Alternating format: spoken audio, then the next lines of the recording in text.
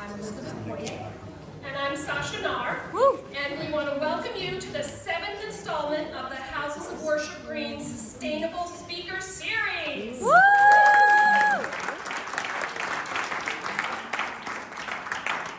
How Green is a collection of houses of worship in Larchmont Avenue Church, Larchmont Temple, St. Augustine's, and St. John's, that have been meeting since 2019 to support each other in encouraging our congregations and the wider community to become better stewards of the earth.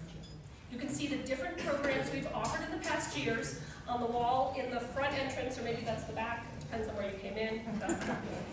Larchmont Avenue Church is a certified Earth Care congregation through the Presbyterian Church USA, and we are so thankful to LAC and to Reverend Bynum for hosting this program today. We are also grateful for the community participants who are joining us with information tables and all those who help spread the word about the event. The program today will be as follows. LAC Senior Pastor Reverend Peter Bynum will make opening remarks, and then our wonderful speaker Andrew Reinmann will give his presentation. Next, we will have a short Q&A period with Andy, and then we will draw the raffle tickets for everyone who wants to try to get a free tree. Woo. Back in the back. If you haven't filled out your ticket yet, after the draw, please stop by our community tables to learn more about native trees, pollinator pathways, and other sustainability actions in our tri-municipal area and beyond. So, without further ado, I'd like to invite Reverend Dr. Peter Bynum to start our program.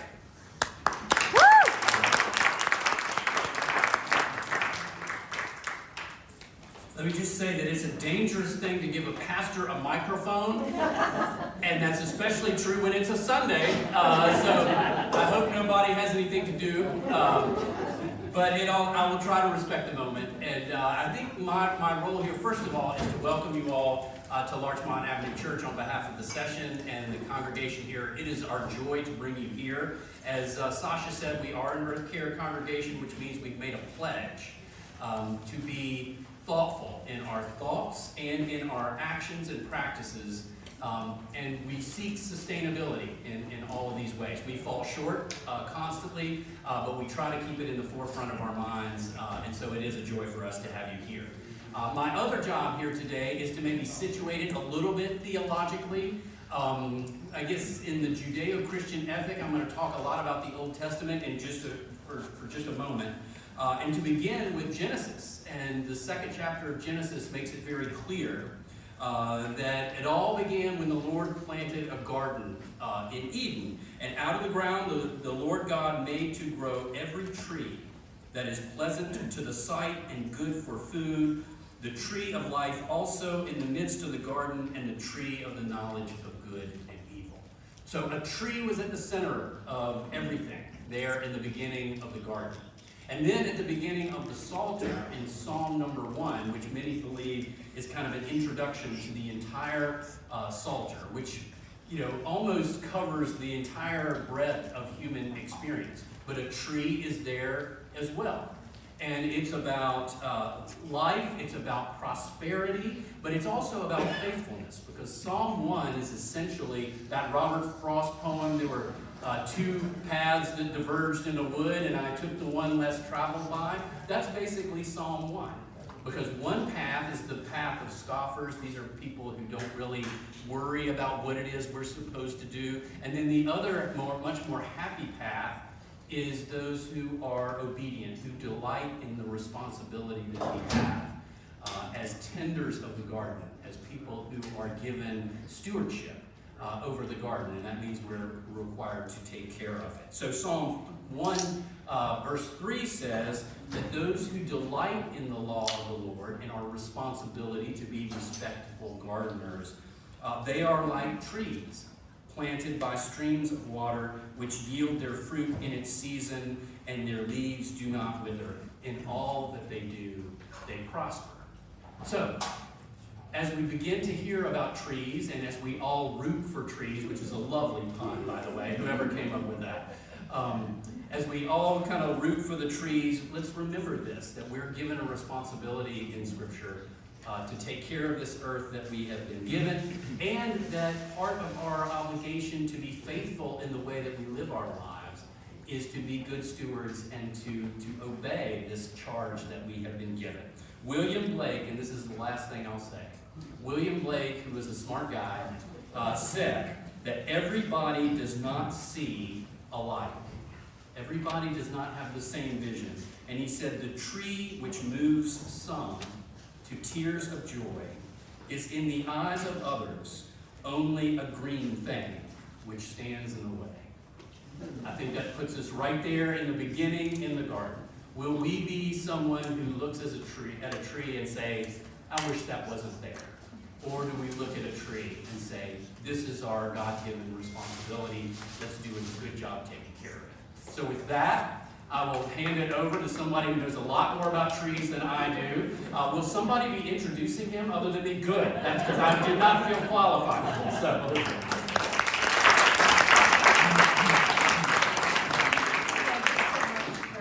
That was beautiful. Oh, sorry. Like that? Is that better? I would like to introduce you to Andy Reinmann. A love for the natural world, coupled with a drive to solve environmental problems, led Andy Reinmann to become an ecologist. After working as a conservation biologist for several years, he entered academia. Professor Reinmann is currently assistant professor at the Environmental Sciences Initiative and assistant professor of geography at Hunter College. He also heads the Reinmann Lab at the Advanced Science Research Center at the CUNY Graduate Center. The lab studies environmental ecology with a focus on soil, plant, atmosphere interactions, and human-modified ecosystems, looking closely at climate change and at invasive species, for example. His research draws from multiple disciplines and combines field observations, ecosystem experiments, and laboratory analyses with GIS, remote sensing, and modeling. Professor Reinmann has projects in forest and developed landscapes throughout the Northeast and Mid-Atlantic regions. His work is frequently cited in peer-reviewed professional journals. Andy lives in Pleasantville and often advises local municipalities on the tree canopy and other important topics. Fortunately for us, Andy is also very good at presenting his findings to lay audiences in a compelling, motivating, and easy to understand way. We are honored to welcome today Professor Andy Reinmann.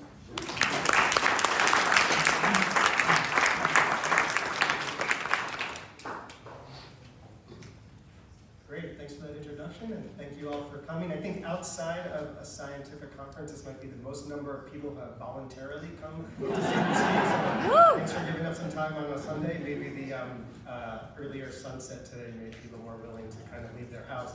Okay, my goal over the next 45-ish minutes, it's bad that I can't see a clock so I can keep myself honest, but over the next 45 minutes, I am going to, perhaps overly ambitiously, try to go from like a global scale view of our forest all the way to hyper-local, what's happening around here, talk about some research that we've done in my lab, research that the broader community has done, and then end with a bunch of data that we've been collecting across Westchester County, quantifying how forest cover and canopy cover has been changing over time.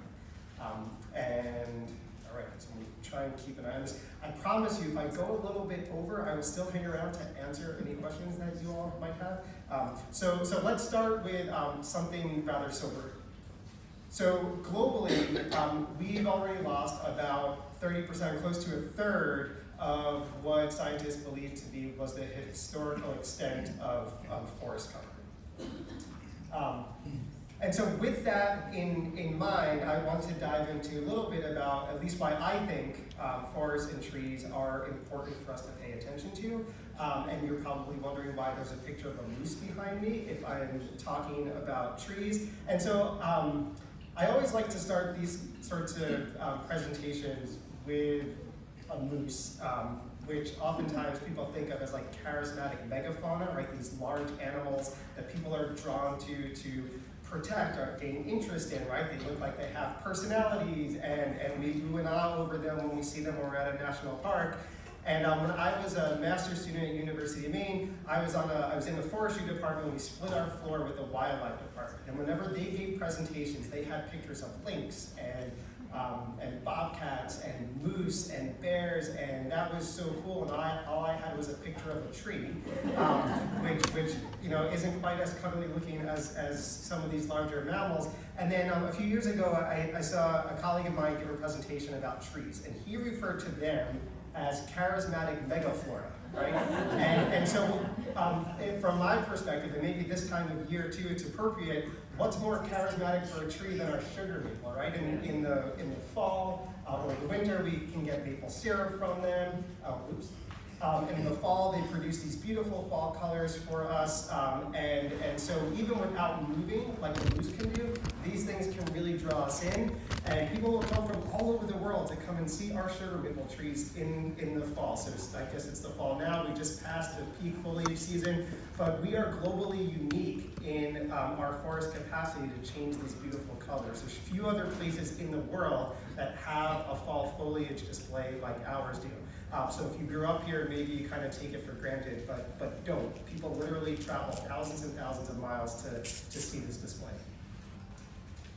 Okay, so if you all came here by choice, then probably you have some appreciation for trees. But I'd just like to start with, at least in my mind, this sort of like my bullet list of why I think trees and our forests are important. And so of course they play a really important role in providing habitat and maintaining biodiversity. They're important for recreation and aesthetics. They can help dampen noise pollution. They help to maintain water and air quality, and they help to regulate water flow. And then also, for a lot of what I'm going to focus on during the presentation today, they're really, really critical for climate regulation at global and at local scales. And they do this broadly by sequestering carbon. This is probably what we most think about in terms of the way trees can help to mitigate climate change. But also through this process called thermal regulation, where they can kind of like help to control the temperature locally, like right where we are walking and moving around. And then some estimates, it's really hard to put exact numbers on this, but some estimates suggest that in our communities across the US, these services might be valued of close to $20 billion if we were to try and engineer our way into producing these services instead of relying on trees. And this is probably a far underestimate. It's just really hard to put numbers on all of these things. Okay, so let's start with our big global perspective. So carbon sequestration, right? This is the thing we think about most with trees and climate connections. And I just wanted to show what I find to be just really compelling data highlighting the importance of our trees in helping us to mitigate climate change. And I'm going to have some figures throughout, but I'll try and make them as easy to understand as possible. But if I'm showing you something and you're like, I have no idea what this guy's talking about, just raise your hand and I'm happy to walk through it. So this figure here that I'm about to show you data for is going to show CO2 concentrations in our atmosphere dating back to the 1950s. These are data from Mauna Loa, a volcano out in Hawaii. This is our longest continuous record of in situ measurements of CO2 concentrations. A scientist in the 1950s decided to start measuring this. This was a while before climate change was really on our radar, and man, what foresight this was, right? Because this is like the global data set for understanding how these things have changed. And on the y-axis is the atmospheric concentration of CO2 concentrations. So for context, before we started burning fossil fuels, it's estimated that CO2 concentrations in the atmosphere were about 280 parts per million. Now we're at between 415 and 420. This black line that I'm showing you is what we might expect that trajectory of CO2 increase in the atmosphere to look like if the only thing controlling rising CO2 concentrations was our combustion of fossil fuels. Instead, we see a shape like this, right? So we have not accumulated as much CO2 in the atmosphere as we would have expected just based on our combustion of fossil fuels alone. There's some other sort of cool little tidbits in here. Oh, that is not what I wanted to do. Okay, there we go. Maybe it's this one. Yes, okay. So there are these little oscillations up and down, and we see these every year, and it almost looks like a little bit of like a heartbeat if you were to kind of rig yourself up with with little electronics to monitor your heartbeat. And what that is the rise and fall of CO2 concentrations in the atmosphere between winter and summer, specifically the northern hemisphere, winter and summer. And the reason for that is the northern hemisphere is where most of the world's land area is and where most of the world's vegetation is. So as we're doing now, go into winter, our trees, they lose their leaves, they stop photosynthesizing, they stop taking up as much CO2, and CO2 concentrations in the atmosphere go up by a few parts per million.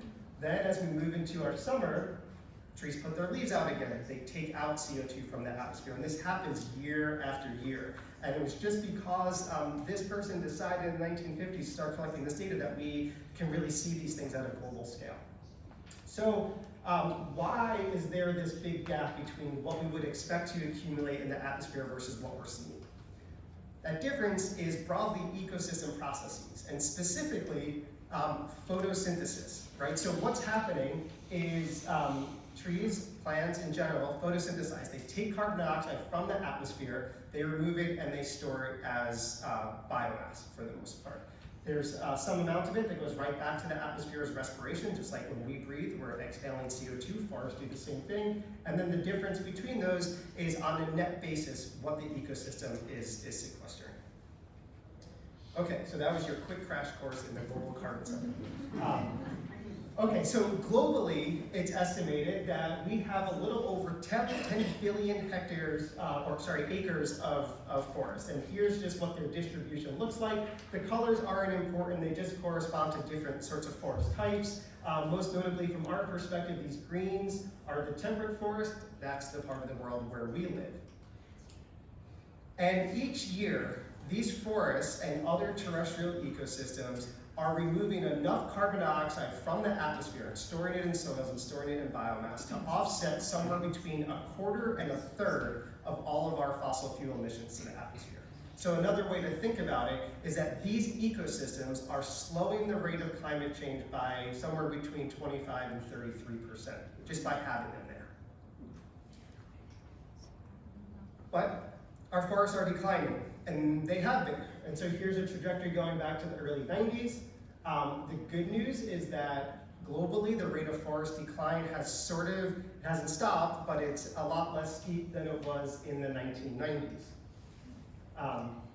In the US, we have a little over 820 million acres of forest, and this is showing sort of the distribution of the forest and the biomass density. So the blues are our forests where there's a whole lot of carbon being stored. The greens are a little bit less.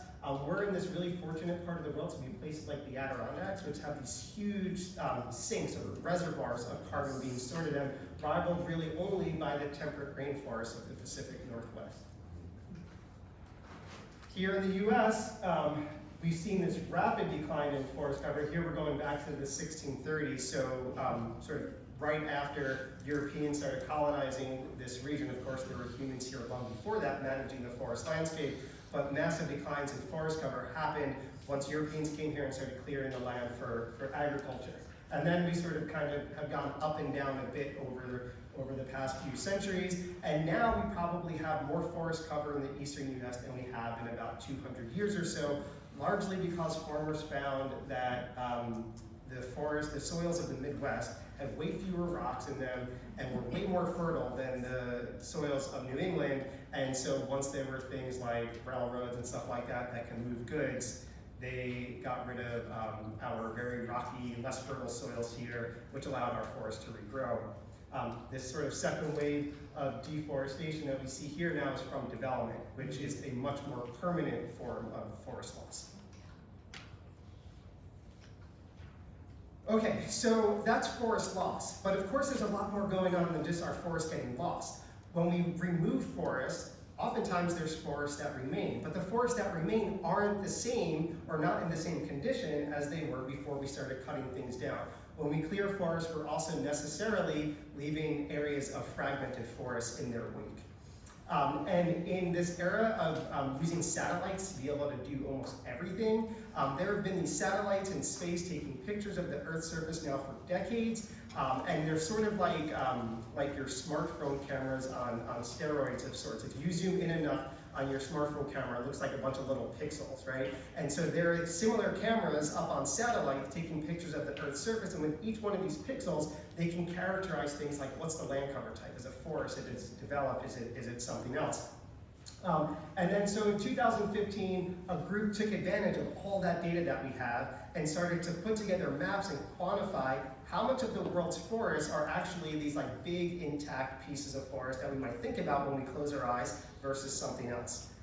And what they found is that, sure, we still have some of these large intact forest places, these are the blues, but a whole lot of the remaining forests are kind of in these yellows and reds.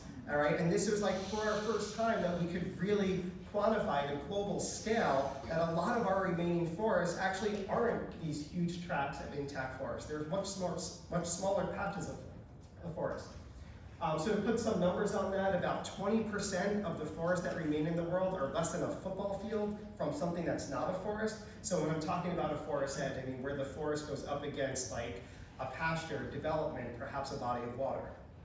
And 70% are less than 1 kilometer. Sorry for using a metric, but 1 kilometer is a little bit more than half a mile from the nearest thing that's not a forest. This is important because what we know is that when you take a big intact forest and you cut it up into smaller pieces, you change the growing environment of the trees that are left. As some examples, once you get closer to that forest edge, things are hotter, things are drier, things are windier. These are potentially bad things if you're a tree trying to grow and sequester carbon.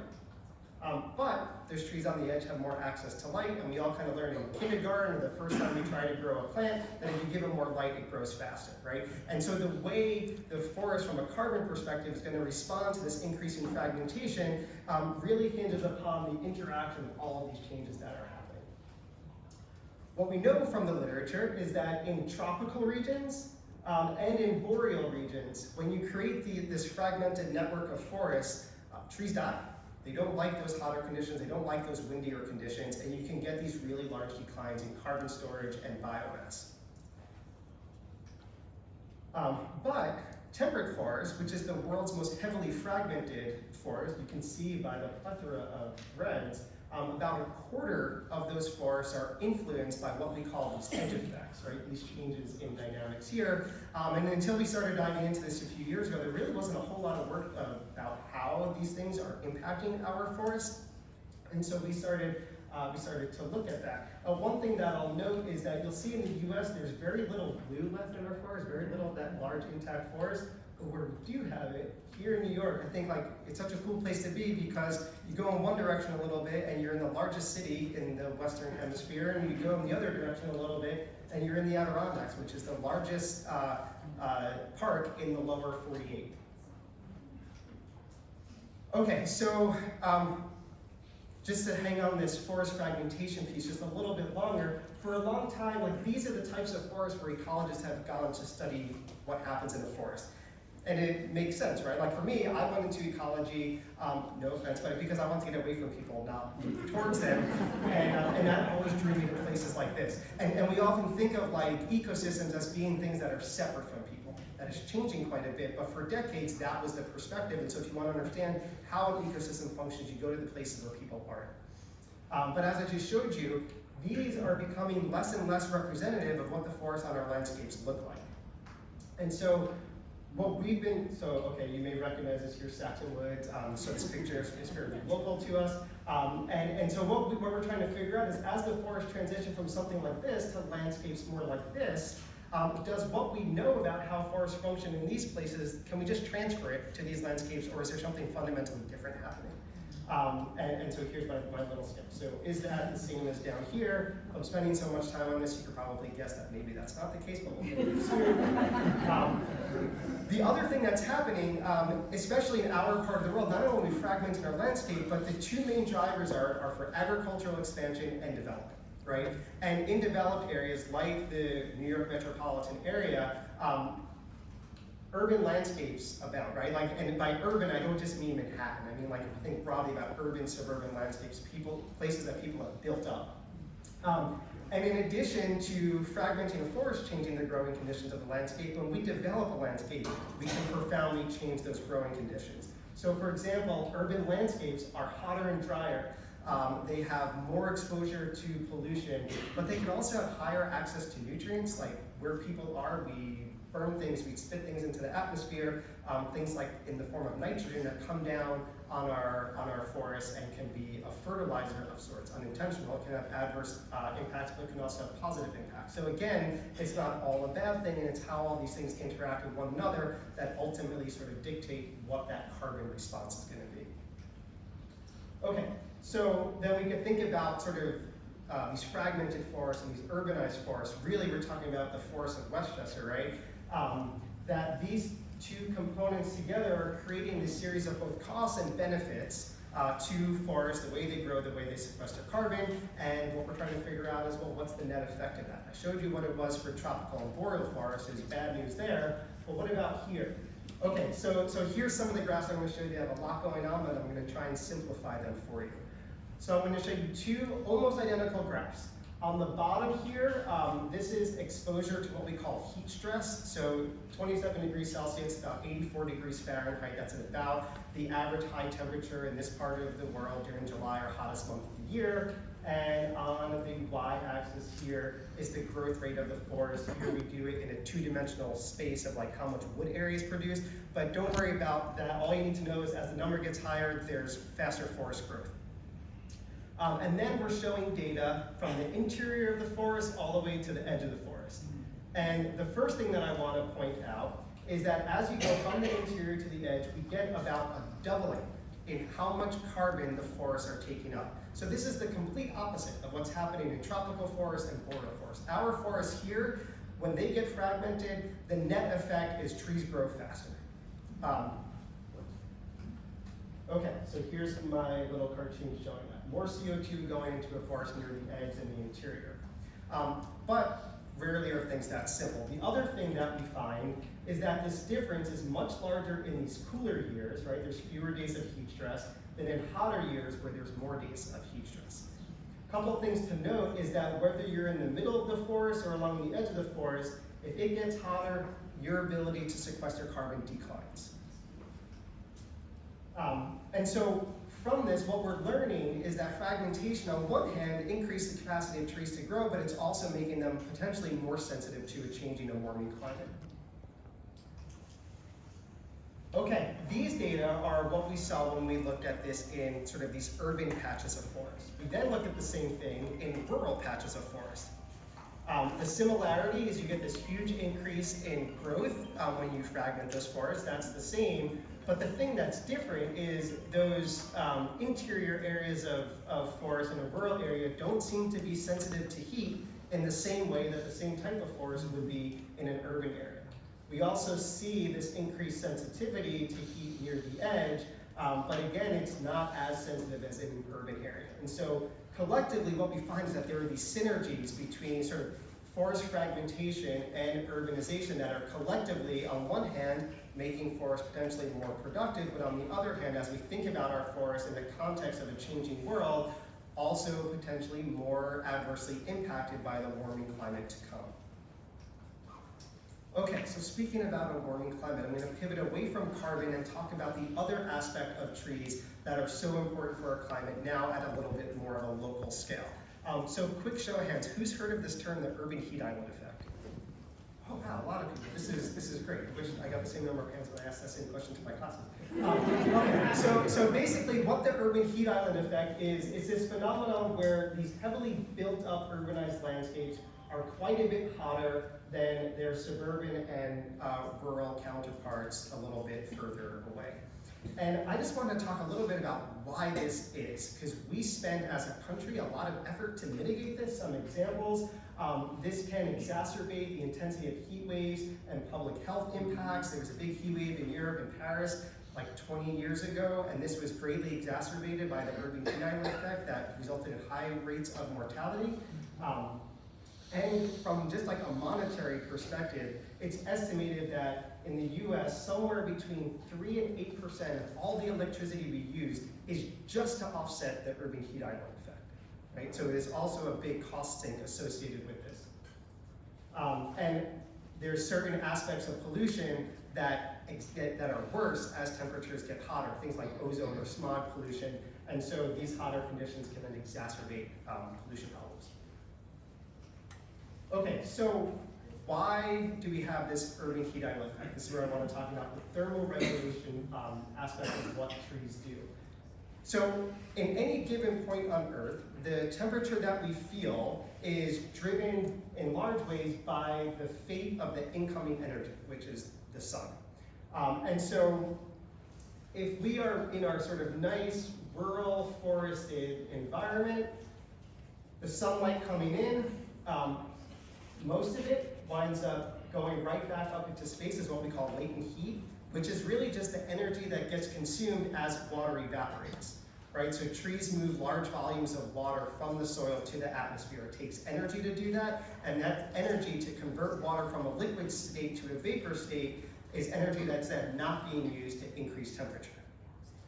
And then the other terms on here, sensible heat, that's the heat that we feel, right? And then there's stored heat. This is like increases in temperature in the ground. So in our forest setting, most of the incoming solar radiation is just being used essentially to evaporate water. That helps to keep temperatures down, and so the amount of that energy that's used for sensible heat or stored heat is quite low. And so like this process of trees moving large amounts of water, I sort of like think of them as like the sweat glands of the earth. When we get hot and we sweat and you feel a breeze move across your arm and it cools off, that cooling feeling is that evaporation of water. And that's exactly what trees are doing on our landscape to cool things off, right? That's that latent heat evapotranspiration. Okay, so what happens as we start to build up the landscape? Well, here in this residential area, now we've lost a lot of the forest cover, we still have some lawn, we have some trees, but if you notice the size of these arrows change quite a bit. And so we have much less of that energy being used to evaporate water, more of it gets used to create that heat that we can feel. And then in developed areas, we have this other form of heat that we create, right? This can be like energy that we're burning in our house. This could be when we're turning on our air conditioner. Inside the house, it's cool, but if you go outside and stand by the air conditioner, it gets quite hot. And then the engines of our cars themselves get hot. All of this, in total, can increase the temperature of where we are locally. And then at our extreme version, right, we have like downtown, midtown Manhattan. There's very little tree cover, so there's very little of that evapotranspiration piece, and so a lot more of that incoming solar radiation goes to produce that heat that we can feel. And so that process of going from our forested landscape to our heavily developed landscape, this is why it feels so much hotter. That's the bad news. The good news is we know why that happens. And so if we can shift ourselves from a canopy cover perspective back towards this way, we can ameliorate a certain component of that heat island effect. We can also change the color of our roofs and help to cool things off. So there's ways that we can counteract this. Okay, just some examples of like visually how this manifests itself. Here's a research site that we have in Maryland where we're studying carbon dynamics in like an urban forest of sorts. And we have this cool thermal camera there. And what I love about this picture is in the foreground you can see we have a grassland, we have a little mowed lawn, and we have our forest. And in the image on the right, the warmer the colors, the hotter the temperature is. And so you can see like the forest is the coolest, right? That's falling somewhere in this range. Don't worry so much about the numbers, just the relative differences. But you can even see these branches of this dead tree. So it's not like the tree itself, it's that it needs leaves and it needs to be photosynthesizing and transpiring to cool things off. But it's also not just having vegetation. The forest is cooler than this grassland, which is cooler than that mowed path in between. So it's not just vegetation, it's no vegetation. The type of vegetation that we choose to have across our landscapes plays a really important role in temperature.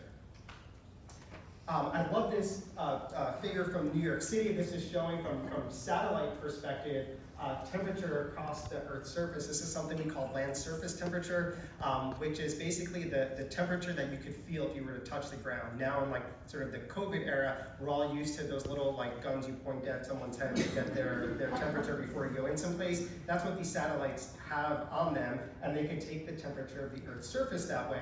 And what's really cool is the brighter the colors, the hotter the temperature, and the darker the colors, the cooler the temperature. And if you're familiar with New York City geography a little bit, you'll know quite quickly that all of the cool places are all of the parks, the places where we have trees.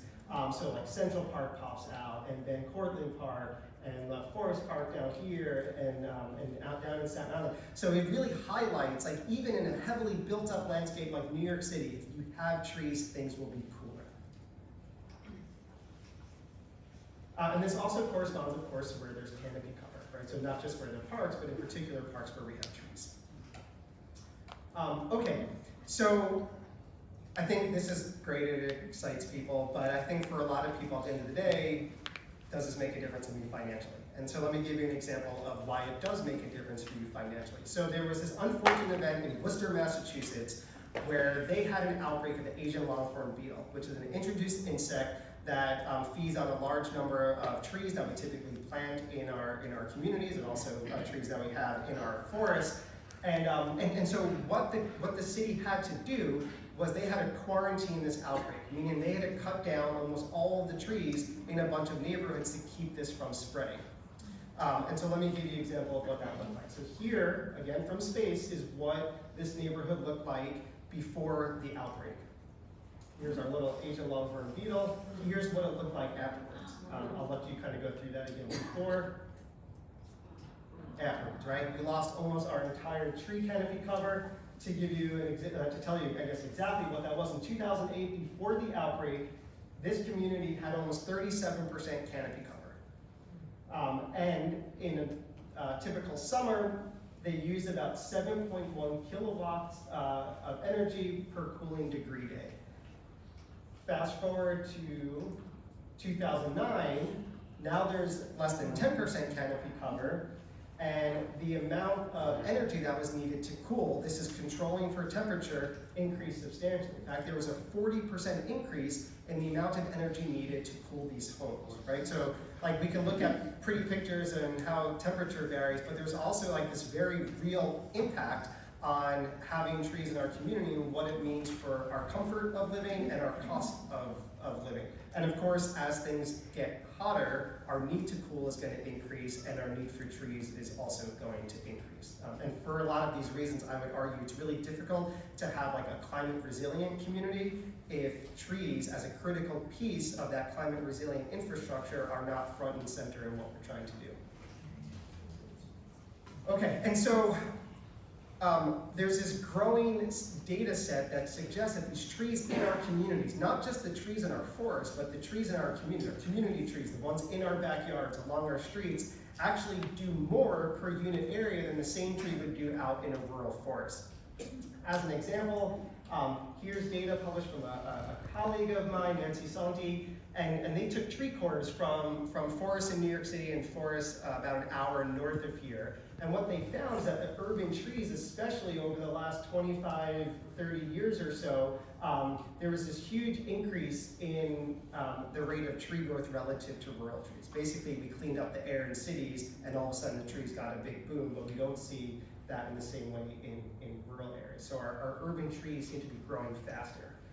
But as I showed you earlier with forest fragmentation, we have a paper now that's in review.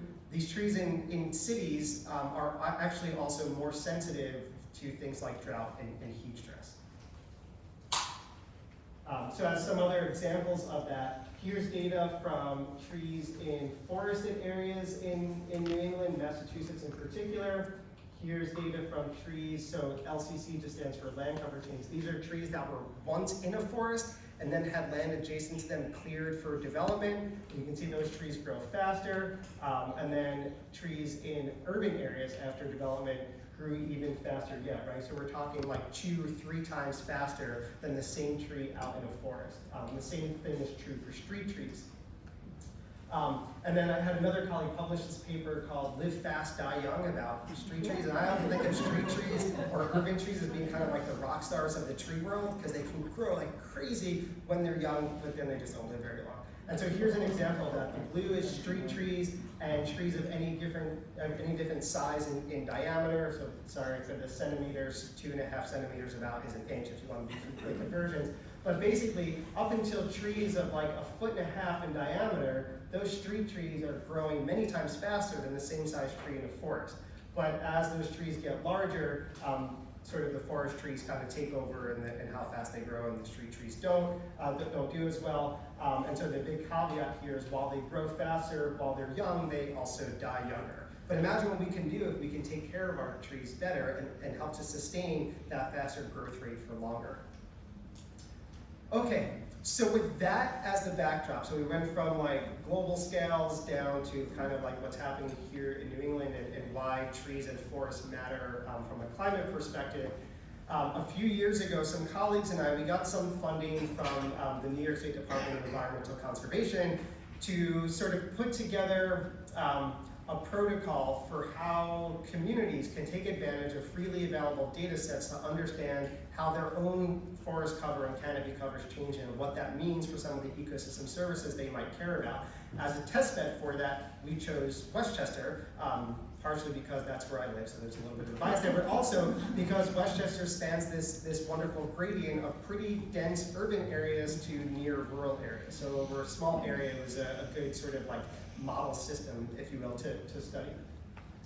So this was a collaborative project, and our objectives here were to map current and recent changes in land use and land cover, assess the success of community tree planting programs, highlight forest conservation and afforestation priority areas, and provide guidance for others to replicate this analysis. And the real hook here was that we proposed to do all of this using freely available data sets, so that anytime a community wants to do this, they don't have to find some academic somewhere to do it for them, right? Data's a lot more powerful, people can use it themselves, and that was our idea here.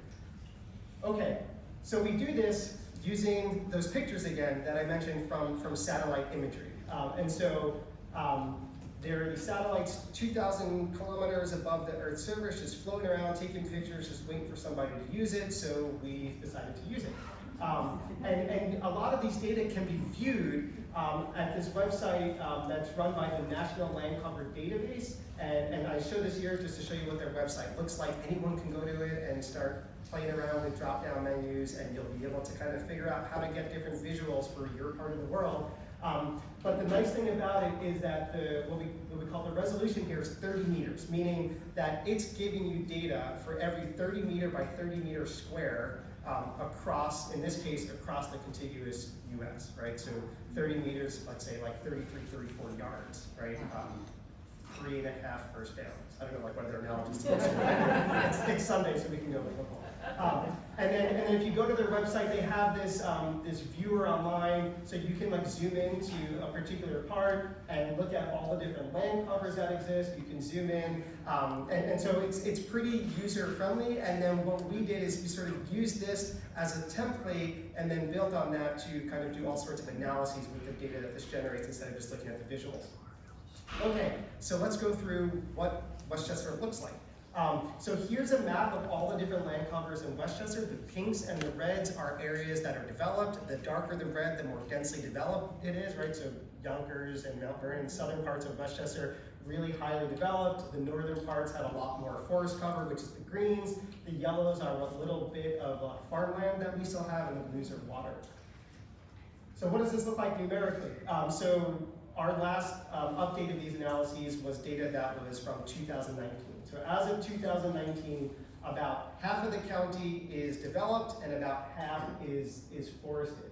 Since 2001, there's been an increase of about 7,500 acres of development across the county. And so again, I mentioned like most of the balance of what's not developed is forest. And there's been a decline in 7,500 acres of forest since 2001. It's not a coincidence that these numbers match. There was a period of time when our population and our forest area increased at the same time.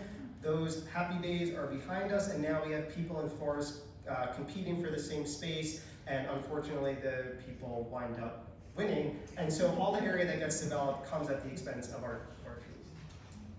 And so here's just visually, you can see year by year how that happens.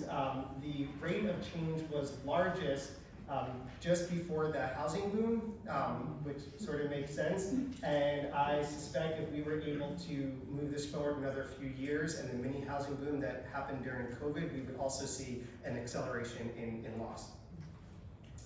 Other things that we can do is then just create these maps of where things are changing. So not just what's changed, but really get a sense for where they're changing, which can help us understand why they're changing and help communities figure out how do we develop policies that mitigate those losses.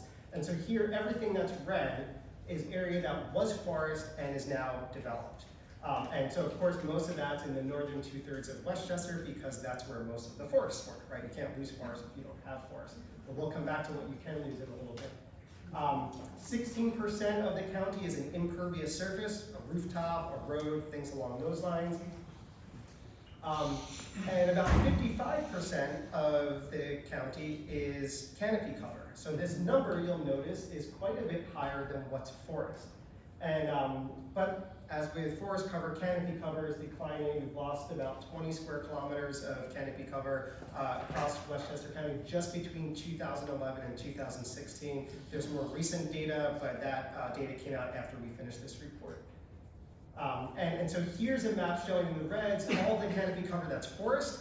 Everything else is the canopy cover that's in our communities. These are the trees, again, in our yards along our streets. And you can see in southern Westchester, that is what our canopy cover is, right? So here, thinking about deforestation maybe is not as useful in curbing declining canopy cover because we don't have the forest to lose, and the leading drivers of canopy cover loss are, I'll go into this later, but trees dying and people cutting them down. And so across the county, about 1/3 of all of the canopy cover is these trees that are outside of forests. Just to give you a sense for how important these are. We often think of our forests as our places that are cooling things off and sequestering carbon, but in Westchester, 1/3 of all of the canopy cover is the trees that we've chosen to plant or keep in our yards and along our streets. Everyone wants to know how their town is doing, and so I show these maps that highlight where there's development, where there's deforestation, and this is the percent of forest loss is a percent of what was there. So here we are over here. The percentages in large one are quite high, and that's because there's not very much forest, so if you lose a little bit, it's a huge proportion of what was there. The areas that are seeing the most amount of development in terms of just the number of acres are in the northern part of the county. The other thing we can do is we can create these maps of where all the streams are in Westchester, right? And trees are really important in helping to regulate water quality. And so the more canopy cover you have around a stream and even in the watershed, the higher the quality of water is going to be. They're also really important in mitigating flooding.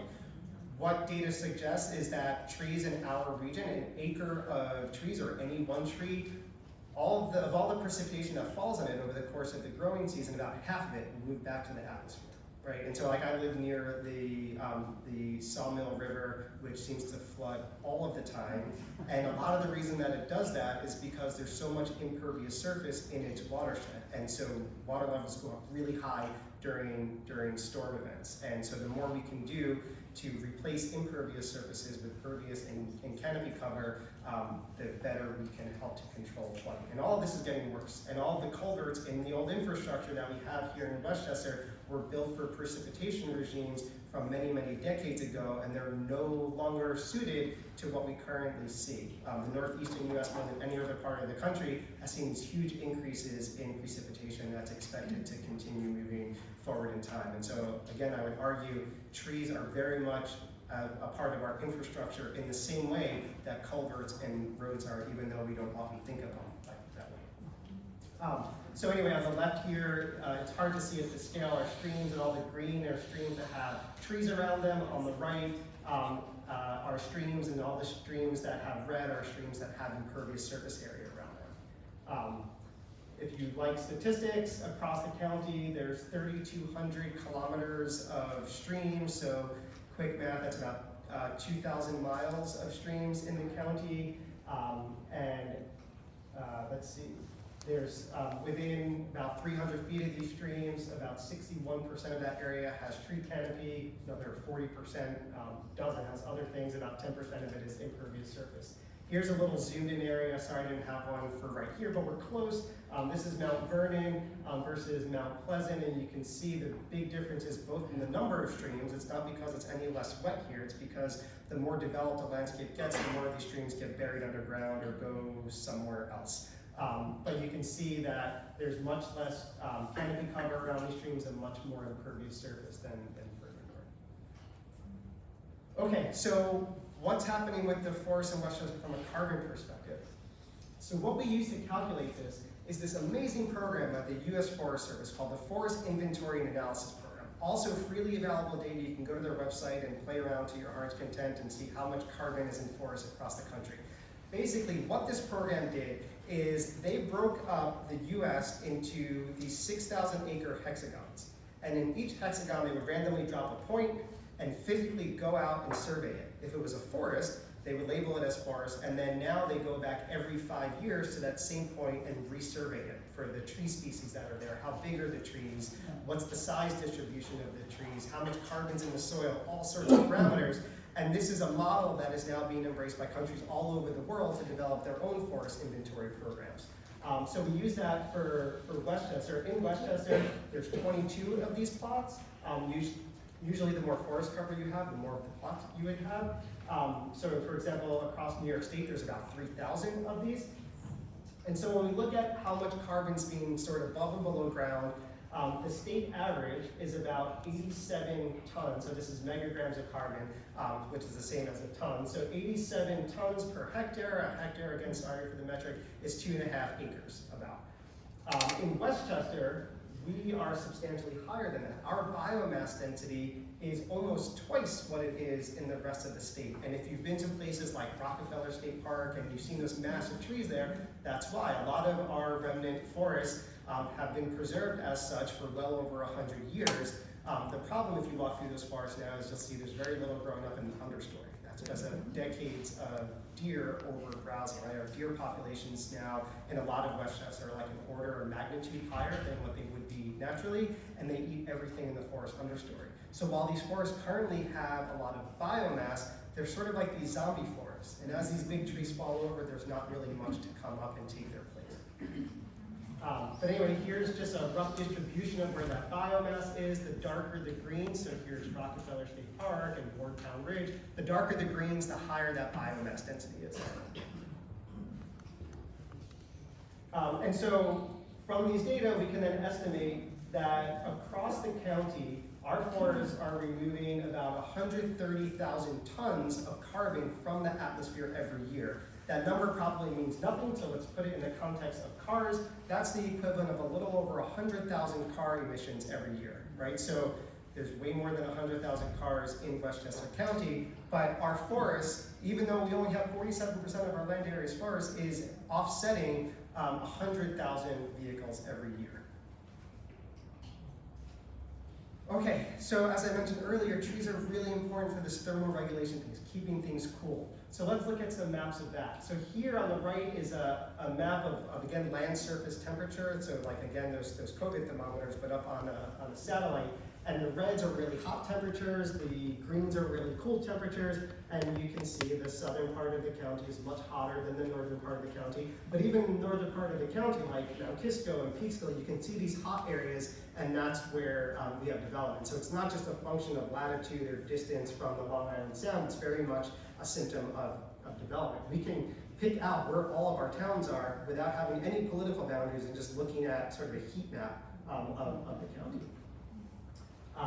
And so this land surface temperature is not the same as air temperature. It's like what you would feel if you touch the ground, but they spatially are correlated with one another, right? So hotter surface temperatures mean hotter air temperatures, although the numerical magnitude is shifted a little bit. It's here we see like 20 to 30 degree difference in surface temperature. We would not see that same magnitude in air temperature, maybe a third of that. And so you can see if we look at this alongside with where we have canopy cover, they're reversed, right? The cooler areas are where we have trees. You can even see Wardtown Ridge. Anyone ever been to Wardtown Ridge Reservation? Okay, it's a beautiful park in northern Westchester, and you can see it outlined just from temperature because it's such this wonderful dense patch of forest.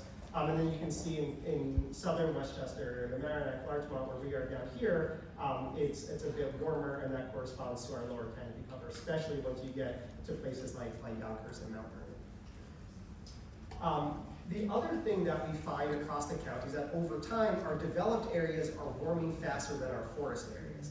So here's just some data showing the average temperature, or the difference in temperature between developed and forested land covers from 2000 to 2019, and that difference is increasing. The difference is increasing because those developed areas are getting warmer and warmer at a faster rate than our forested areas. The other thing that really surprised me is, like, of course we would expect temperature to be correlated with where there's canopy cover, but when we plot this up at the municipal scale, all of these points are one municipality in Westchester. There's 40-something municipalities.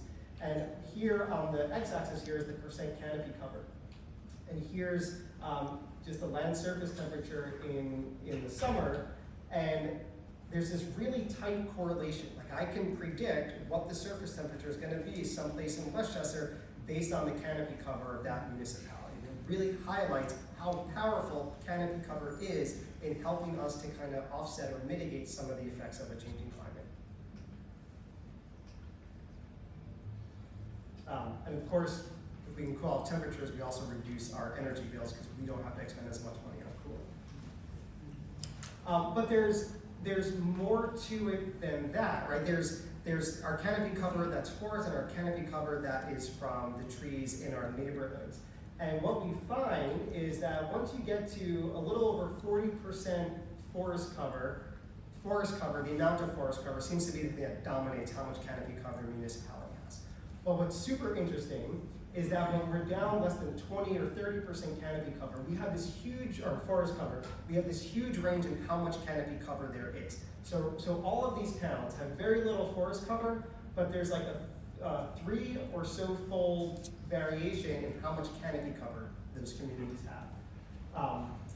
There's some research that suggests every community wants to target having more than 40% canopy cover to really start to maximize or fully realize the benefits of trees.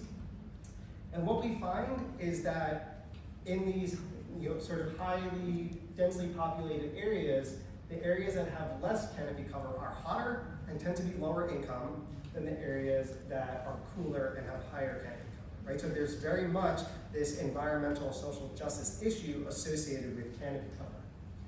And so we wanted to dive into that a little bit more. And so what we did is we pulled out maps of, first we wanted to figure out, like, how do we quantify this magnitude of urban heat island? We basically compared every sort of pixel across Westchester County to a forest and looked at its temperature. And so what you're seeing here in the oranges and reds are places that are a lot hotter than a forest would be. And we just sort of have it in these different categories. But the real interesting piece is we pulled out data on communities in Westchester that have been subject to redlining. This was a discriminatory housing policy from the middle of the 20th century that would rank a neighborhood A, B, C, or D based on how safe of a loan it was. And it overwhelmingly ranked affluent white communities as A's and lower income communities of color as D's. And even though we fortunately stopped this discriminating practice many decades ago, the legacies of it are very much still with us today, and we can see that here now 50-something years later. What you're looking at is the different communities outlined in red that were subject to redlining. And the C's and D's, those are sort of were characterized as being declining and hazardous communities to lend to in the hatched lines, are oftentimes in these areas that are these much warmer colors, meaning they're still hotter today, even though this practice ended over 50 years ago. And the ones with the boxes are today still much cooler than their counterparts. And when we look at this in aggregation, we have those 8 categories down here and the D ones up here. The blue indicates the proportion of that area that's in like the coolest quantile of communities across Westchester, and the red are in the hottest. And you can see there, like mirror images of each other. We tie in canopy cover, we can clearly see why this is the case. These communities have historically been underinvested in, and if people don't own properties, and if the community itself is not having funds invested in it, one of the first things to go is things that we historically thought of as aesthetic things, like canopy cover. And so even though, again, this ended over 50 years ago, these data, I'm not showing you data from 50 years ago, I'm showing you data from a few years ago. And you can see the huge differences in canopy cover that still remain, and the huge differences in temperature that still remain. So again, this is an environmental issue, but it's also an equity issue, and something that it would sort of behoove us all to try and reconcile. Okay, so just to finish up, some other things we looked at is identifying priority conservation areas. And so we use a variety of different data sets to sort of predict forests that were high risk versus low risk of loss.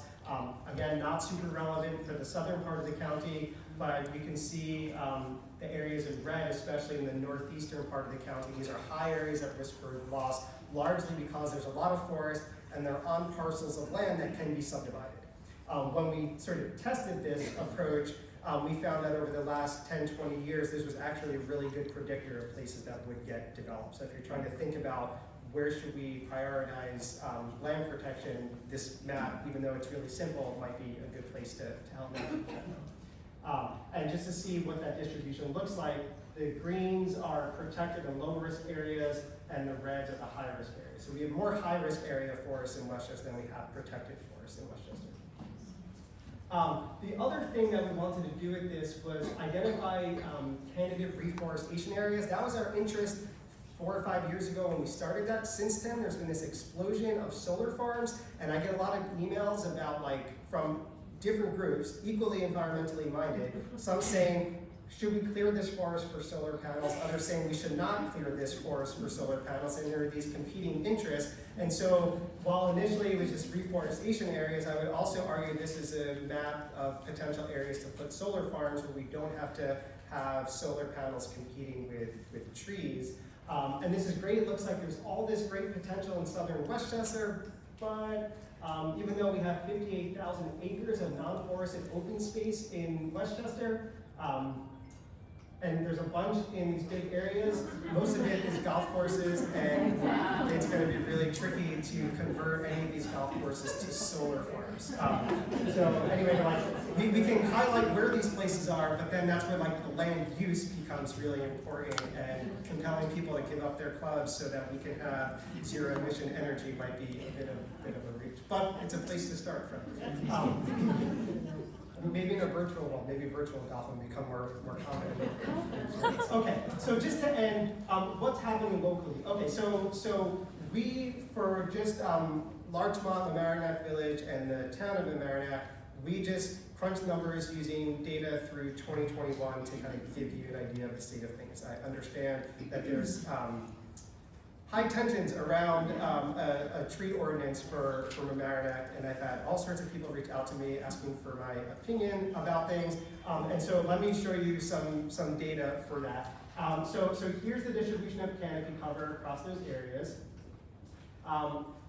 What's really interesting is that about 75% of all the canopy cover here is not from forests. It's the trees in our backyards and in our neighborhoods and along our streets. Since between 2011 and 2021, we've lost about 146 acres of canopy cover. In the red, you can see all those areas that are declining. Green shows areas where it's increased. Unfortunately, there's a whole lot more red there than there is green. And nearly all of this loss is from trees in people's yard and on our streets. To see what that temporal trajectory looks like, so we have about a 7% decline in canopy cover across these three entities. Depending on how fast these trees are growing, that decline in 10 years is equivalent possibly to the emissions of somewhere between 50 and 150 cars. The Mamaroneck town is seeing about a 6% decline, Larchmont about 7%, and the Mamaroneck village about an 8% decline. Okay, so our trees, hopefully I convinced her, are doing a lot for us, and what are we doing for our trees? So again, deforestation from development is currently the primary driver of forest loss across Westchester. Increasingly so, solar farm expansion is becoming important. In fact, in Massachusetts, right now, the largest driver of deforestation is solar farms.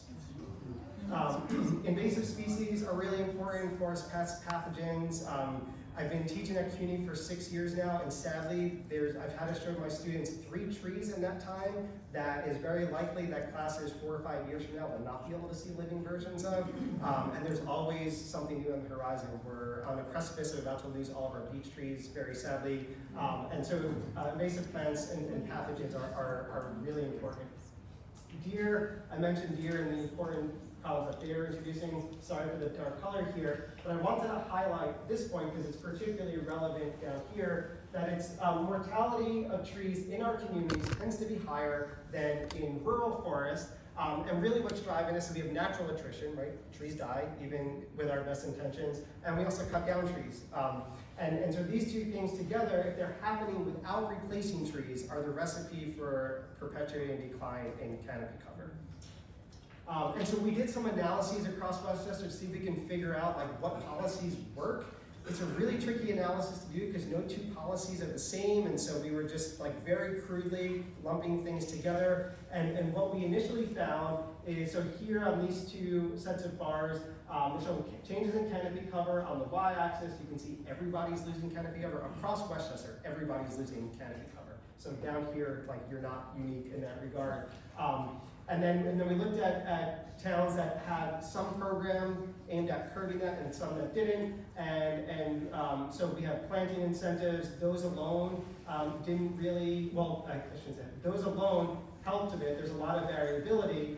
So if you can incentivize tree planting, that can go a long way towards helping to reduce rates of loss. Simply having an ordinance doesn't seem to help very much, but like the devil's in the details a little bit, because lots of communities that embrace ordinances were also facing rapid declines in canopy cover, right? And so there's not enough years of data to, I think, fully assess this. When we looked at the ordinances themselves, what we found is that the communities, the ordinances that required people to have a permit for cutting down a tree fared better than communities that didn't. I'm now working with a student to try and use an artificial intelligence approach to take massive data sets and try and figure out, like in a predictive way, what we can say about like how to design the perfect tree ordinance. Right now, there's just sort of broad categories that I can recommend, but I couldn't tell you like specifically exactly what the numbers need to be to make it work. And there's also going to be a lot of sort of like community-specific information that needs to be taken into account. Okay, so just to finish up, what do we do? So, of course, it's cheapest to just maintain what you have. Planting a tree and maintaining a tree is not a trivial amount of money, so if you can maintain what you have, you'll do a whole lot better. Everyone asks me what species they should plant, and so I just say species matters, but also we need to think about like site conditions, how things are getting managed, and the health of the tree. All of these things can be even more important than the exact species you choose to plant. And so, you know, we argue like right tree, right location. If you have a power line right there, don't plant an oak tree there, because in 30 or 40 years, someone's gonna have to cut it down because it's threatening the power line. And not every tree needs to be a giant oak tree. And so you can think about like other things like dogwoods, redbuds. There's other trees that don't get as large, but will provide important ecosystem services. The most important thing is that a tree stays there and doesn't get cut down.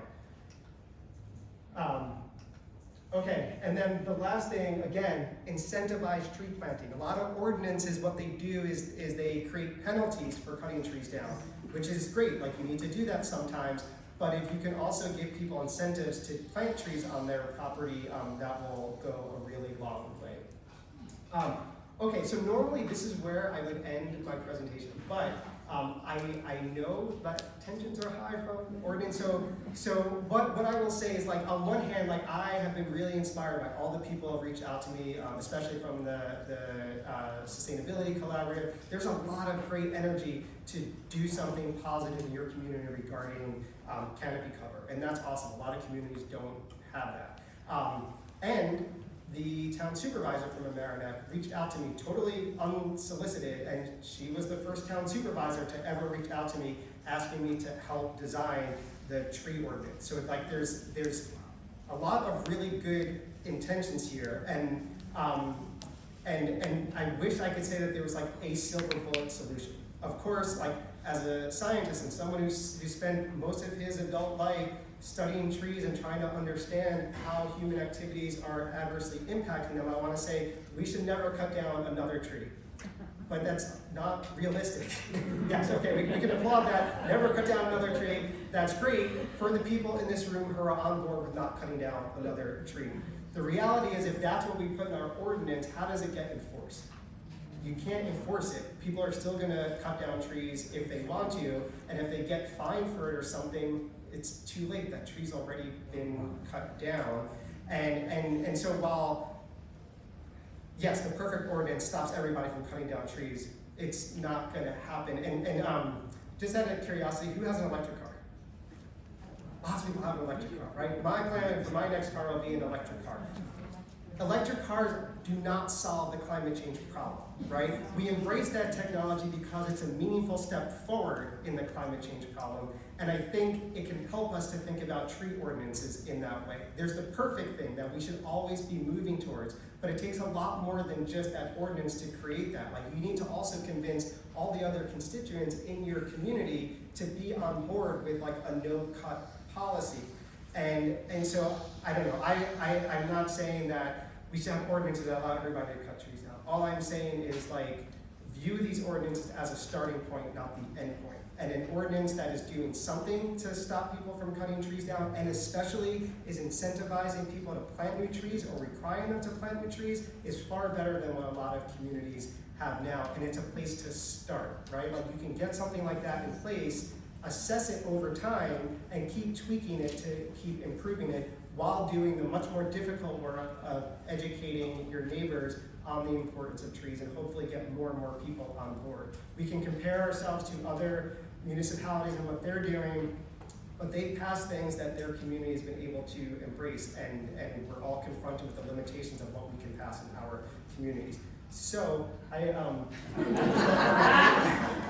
know like there's a lot of passion and a lot of anger on this from a lot of different sides, and so all I just want to end with is like, yes, there's like this South Park option, but I just please like think like if you lose our civility in the process, I assure you we're going to lose a whole lot more than just our trees. So like, stay on the right path and doing what you can to minimize canopy cover loss.